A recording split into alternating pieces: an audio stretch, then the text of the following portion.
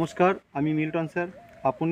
আমি আজকে আপনাদের জানাতে এসেছি ফসল বীমা কী, ফসল বীমা কেন করবেন।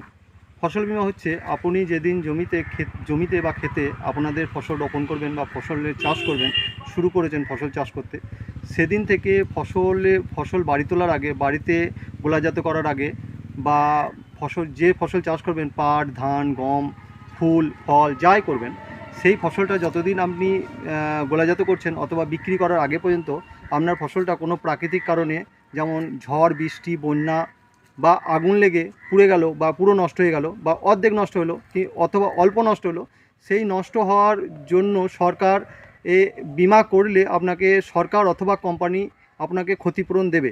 এবার কোনো কোম্পানি করলে সরকার কোম্পানিকে বাধ্য করবে যে ক্ষতিপূরণটা পাওয়ানোর ব্যাপারে।